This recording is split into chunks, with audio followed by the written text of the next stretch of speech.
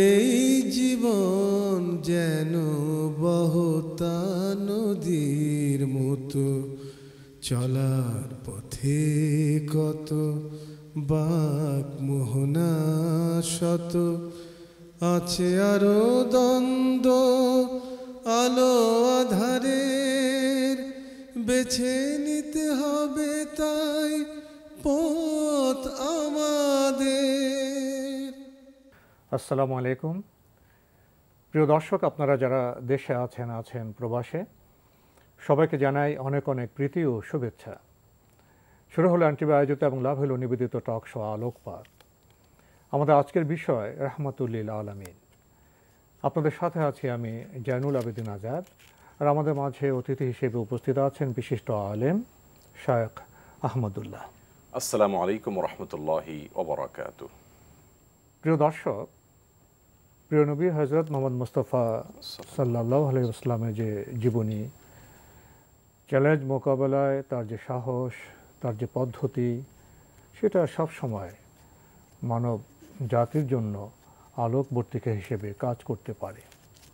এবং তার সাথে যে সাথীরা ছিলেন, যে সাহাবীরা ছিলেন, তাদের জীবনে আলোচনা করলেও আমরা উপকৃত হতে পারি, শিক্ষা নিতে পারি। আসুন আমরা আজকের বিজ্ঞ আলোচক শেখ আহমদুল্লাহর কাছ থেকে সেসব বিষয়ে আরও জেনে নিই। গত পর্বে আপনি বলছিলেন হযরত ওমর রাদিয়াল্লাহু তাআলা আনহুর ইসলাম গ্রহণের বিষয়, এবং আজকে আমরা তার সাথে আরও জানতে চাইব হযরত হামজা রাদিয়াল্লাহু তাআলা আনহু যে পর্যায়ে, যে ক্ষণে, যে সময় ইসলাম গ্রহণ করেছিলেন, তাতে একটা প্রভাব পড়েছিল মক্কার সমাজে। সেই বিষয়গুলো যদি আপনি একটু যুক্ত করতেন। জি, ধন্যবাদ আপনাকে। আমরা বিগত পর্বে হামজা এবং ওমর রাদিয়াল্লাহু তাআলা আনহু ইসলাম গ্রহণের প্রেক্ষাপট বলেছিলাম যে আল্লাহ সুবহানাহু ওয়া তাআলা পরীক্ষা নিলেন মুসলিমদেরকে। এই পরীক্ষায় মুসলিমরা উত্তীর্ণ হলেন। আল্লাহ তাআলা পুরস্কার হিসাবে দুজন শক্তিশালী এবং শক্তিমান মানুষ, যাদের প্রভাব ছিল মক্কার মানুষদের প্রতি, তাদেরকে আল্লাহ তাআলা উপহার হিসাবে দিলেন মুসলমানদের দলে।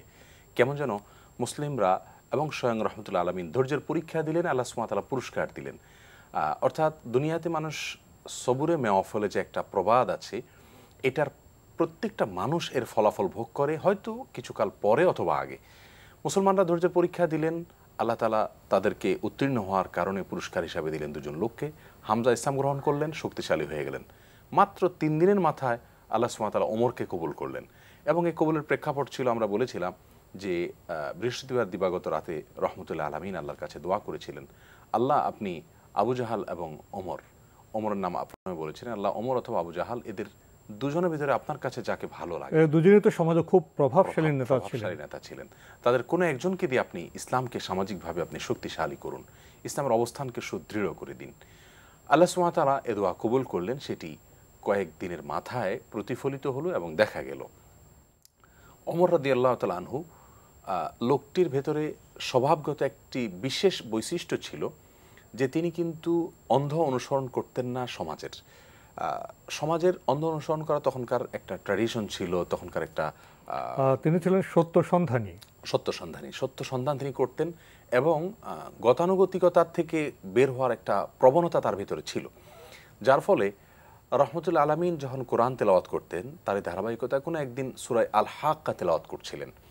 সূরা আল হাক্কা যখন তেলাওয়াত করছিলেন, তখন এটার যে ছন্দ, ইত্যাল আয়াতগুলোর যে ছন্দমালা এবং মর্মবাণী, এই ছন্দের তাল দেখে এবং অসম্ভব সৌন্দর্য দেখে তেলাওয়াতের, ওমর বললেন যে এ তো কবি, মুহাম্মদকে নিয়ে আমরা এত চিন্তা ভাবনা করছি, এত সুন্দর কবিতা আবৃত্তি করছে, এত সাহিত্যপূর্ণ, এটা তো কবি ছাড়া সম্ভব নয়। তিনি যখন পড়লেন আল হাক্কা তুমাল হাক্কা ওমা আদরাকা মাল হাক্কা, তখন ওমর এই মন্তব্য করলেন।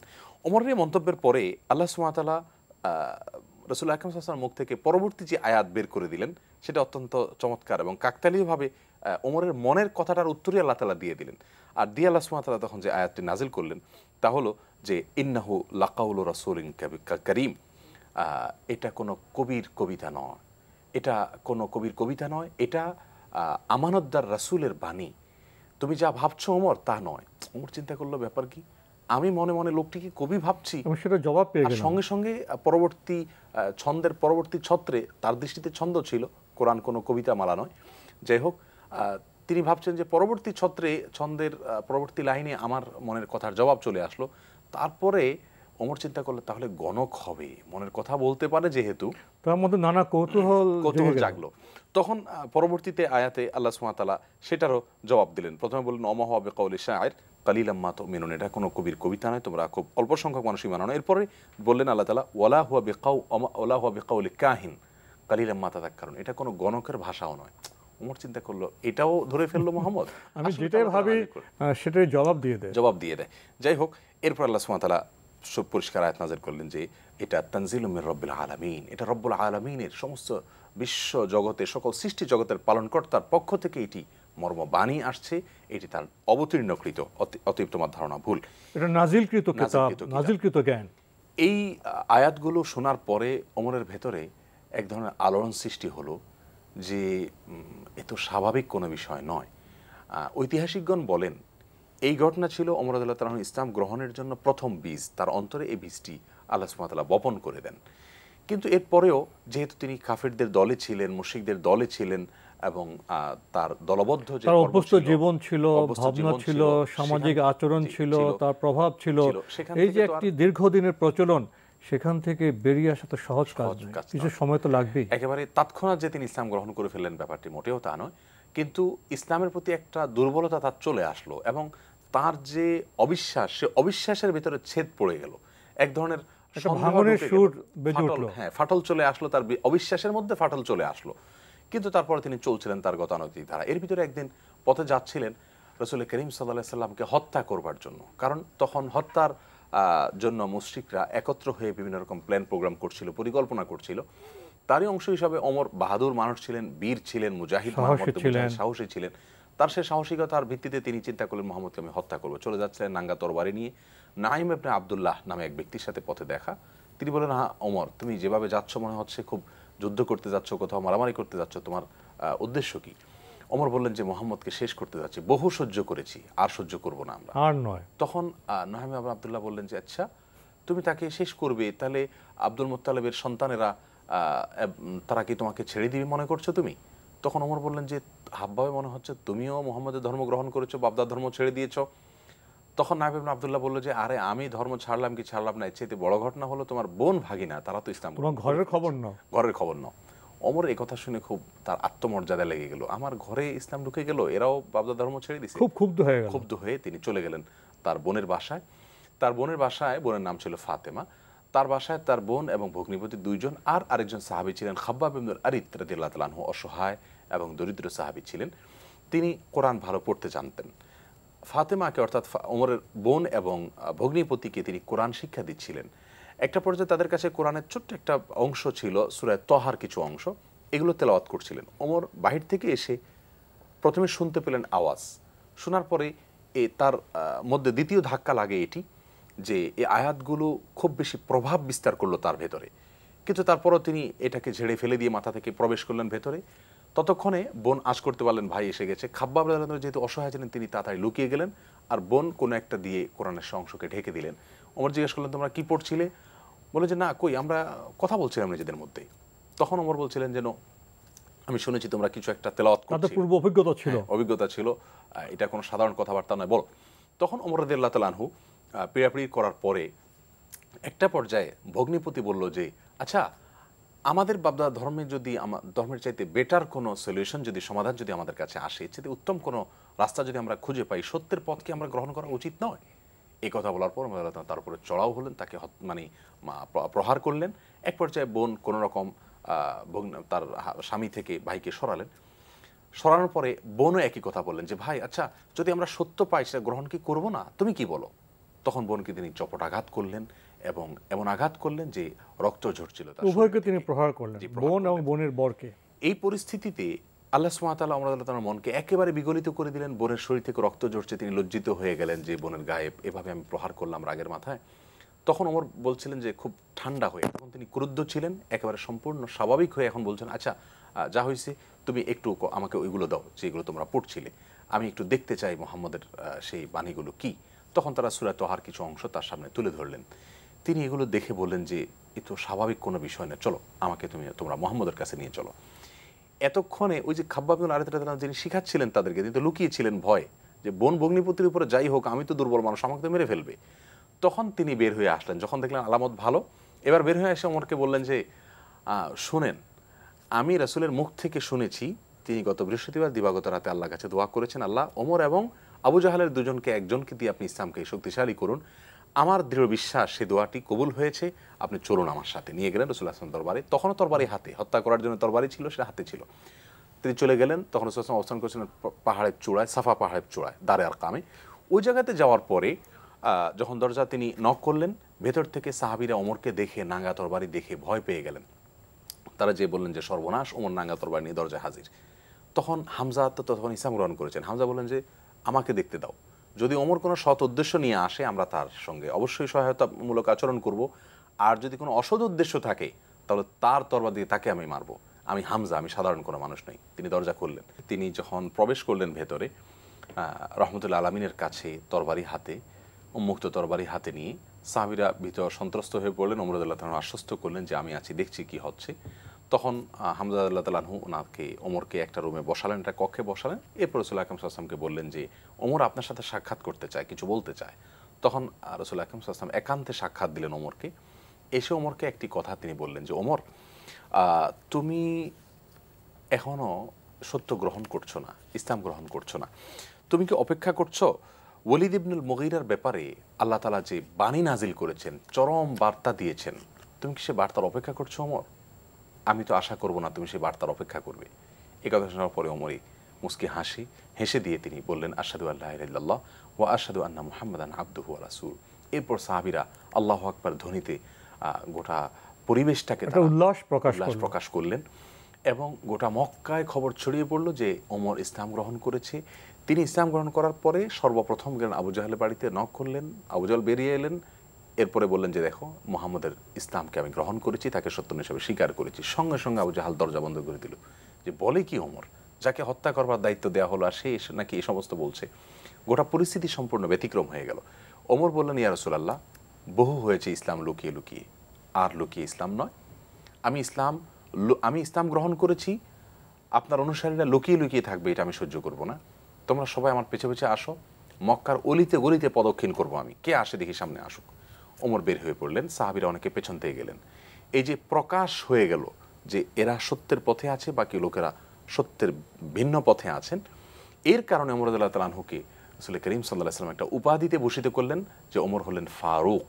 ফারুক শব্দের অর্থ হলো বিভেদকারী, পার্থক্য নির্দেশক, সত্য মিথ্যার মধ্যে যে পার্থক্য নির্দেশকারী, তাকে ফারুক বলা হয়। তাহলে সত্য মিথ্যার ভিতরে পার্থক্য নির্দেশ করে দেওয়ার কারণে কিন্তু তার নাম ফারুক হয়ে গেল এবং তার ফলে ইসলামের নতুন একটি ধাপ ইসলামের ভিতরে আসলো। মুসলমানদের ভিতরে মানসিকভাবে প্রচণ্ড শক্তি তারা পেলেন এবং তারা নতুন হিম্মত নিয়ে দাওয়াতের কাজ এবং ইসলাম প্রচারের কাজ শুরু করলেন।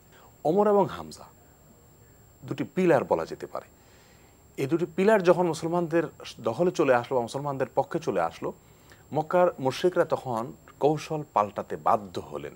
তারা চিন্তা করলেন যে এখন শুধু শক্তি দিয়ে কাজ হবে না, শুধু অত্যাচার নির্যাতন দিয়ে কাজ হবে না। তখন তারা, আপনি যেটি বলছিলেন ঠিকই, যে প্রলোভনের পথ তারা বেছে নিলেন। তখন তারা রাহমাতুল্লাহ আলামিনের কাছে, রাসূলুল্লাহ সাল্লাল্লাহু আলাইহি ওয়াসাল্লামের কাছে সাক্ষাৎ করতে আসলেন।